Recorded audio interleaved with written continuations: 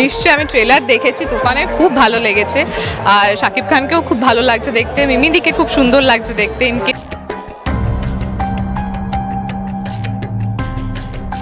আর দেশে গিয়ে কাজ করছি, সে এখন আমার দেশে আসবে অফকোর্স।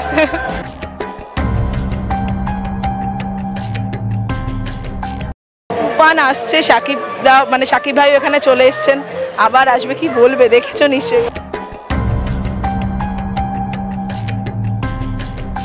শাকিবের তুফান দেখার জন্য অপেক্ষার প্রহর গন্তে হচ্ছে ইন্ডিয়ায়।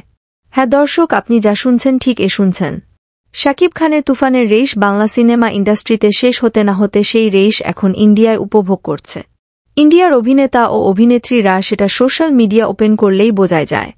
ঠিক তেমনি প্রিয়তমা খ্যাত শাকিব খানের নায়িকা ইধিকা পাল বলেন, আমি তুফান সিনেমার ট্রেইলার দেখেছি, সেখানে শাকিব খানকে তো দারুণ লেগেছে। তার স্টাইল ও হেয়ার কাটটা আমার কাছে দারুণ লেগেছে বলে জানিয়েছেন ইধিকা।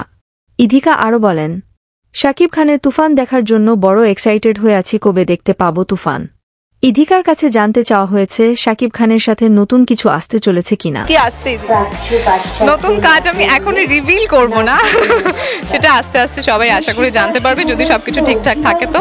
এমন প্রশ্নের উত্তরে ইধিকা বলেন, বেশি কিছু বলবো না, তবে এতটুকু আশা রাখেন যারা আমাদের প্রিয়তমা সিনেমা পছন্দ করেছেন তাদেরকে বলছি, শাকিবের সাথে আমার নতুন একটি ধামাকা আসতে চলেছে বলে জানান কলকাতার অভিনেত্রী প্রিয়তমা খ্যাত ইধিকা পাল। তুফান সিনেমার ডিরেক্টর রায়হান রাফি জানিয়েছেন, কলকাতায় 28 জুন সব সিনেমা হলে মুক্তি পাবে তুফান সিনেমা।